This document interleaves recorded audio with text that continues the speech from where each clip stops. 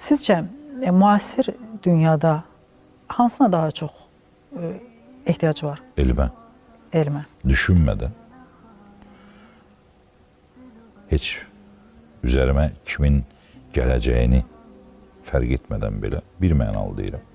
Din insanların şəxsi seçimləri, insanların şəxsi mənada heç kimə tabi olmadan, heç kimin qrupuna qoşulmadan Allahla özünün arasında olan bağlantıdır. Vicdanıdır, inancıdır, inamıdır, imanıdır. Elm bəşəridir. İnsanlar dinini dəyişə bilər, dinsiz də ola bilər.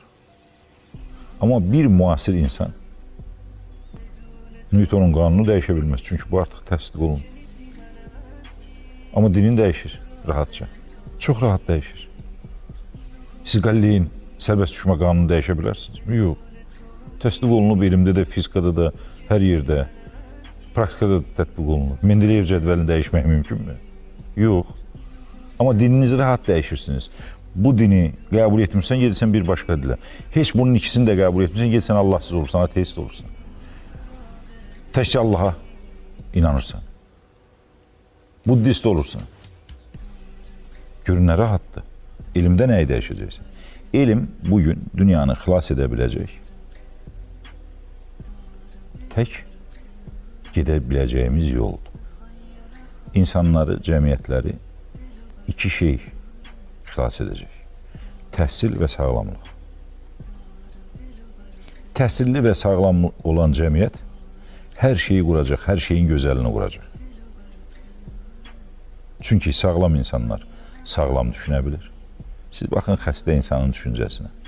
Xəstə olan, zarayan insanların, əziyyət çəkən insanların xəstəlikdən düşüncələrinə, təfəkkürlərinə baxmışsınız.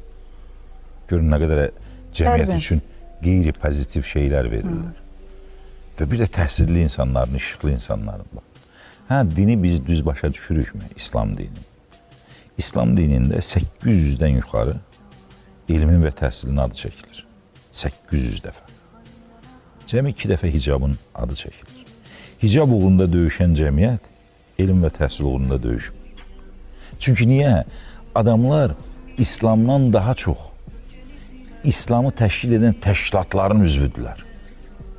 Dəftərxana. Dəftərxananın, onun liderlərinin, onun təşkilat rəhbərlərinin, onun hakimiyyət maraqlarını qorumaq, hakimiyyətə gəlmək və o kürsülərdə oturanların həyat şəraitini yaxşılaşdırmaq uğrunda savaşda iştirak edirlər.